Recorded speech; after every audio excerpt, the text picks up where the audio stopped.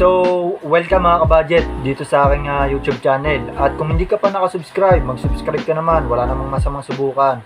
Kung gusto mo manood ng mga tarantaduhan, nandito lang naman yon sa ating YouTube channel. So, ang ating topic ngayon ay yung i-update ko kayo sa aking bike. Kung ano na yung mga na-upgrade ko, at kung ano na yung napalitan ko, at kung ano yung mga naging experience ko sa kanila. So, stay tuned at manood na lang kayo. So, punta na tayo doon. Let's go! So hi guys, ito na yung itsura ng bagong bike ko ngayon. At ito siya noon. Yan. So sorry, picture lang. So ang unang-una ko na-upgrade sa kanya ay itong handlebar. 800mm siya, Truvative, dahil budget conscious lang tayo. Tapos ang ating hub naman po ay ang Maxzone Aggressor. Mamaya po bibigyan ko yan ng sound check. Sunod po ang silk bearing na headset, yun ay yung Ragusa na nabili ko sa halagang 400. Tapos ang sunod po ay Ragusa na pedal, kulay pula din, kasi kulay pula yung kulay ng gusto kong i-partner sa aking bike. So ito yun naman yung hub sa likod. Yan pa lang yung akin na upgrade, at saka nga pala yung seat post, nakakalimutan ko. So dito naman guys, ipaparinig ko sa inyo kung ano yung sound check ng aking bike, sapat ba para sa inyo. So ito na.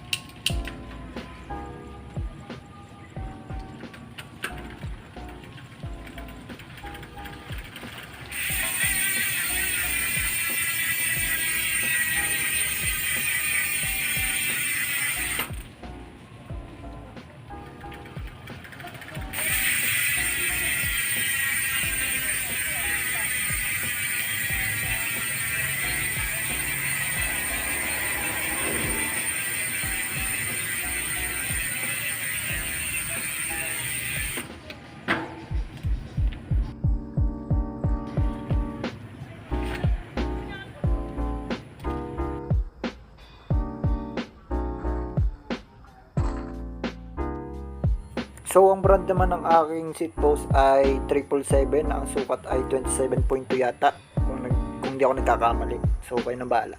So yan na yung tsura ng bike ko. Quick update lang naman to mga idol. So pagpasensyahan nyo na. Na tayo sa ating bike update. So ang sasabihin ko naman ngayon ay kung ano na yung isusunod ko sa pag-upgrade. So sa tingin ko kasi magandang isunod na upgrade sa Toxic Brandon kay yung fork.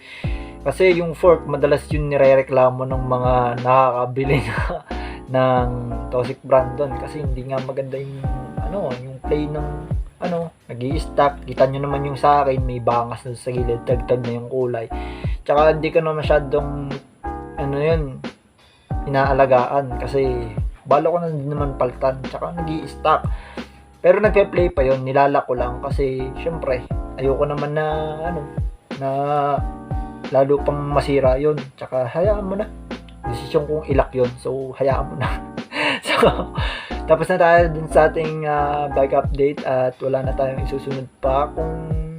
Sige, shoutout ko na din yung mga yung mga huling nag-comment dun sa aking huling upload. So ito na tayo sa shoutout, no. So shoutout kay Siklistang Uhaw, at saka kay CJ Carito, at saka kay Jemper Prince. So kung tama man yung pagkakabanggit ko, nice one. At kung hindi naman, pasensya na. So ang sabi naman ni CJ Carito, same bike idol, kasi akin dami na palitin, lalo na fork. Kita mo na, fork talaga yung pinoproblema pagka bumili ka ng Toxic Brandon. Pero yun naman yung nasa sayo kung i-upgrade mo or hindi. Pero nailalak naman yun, kaya walang problema.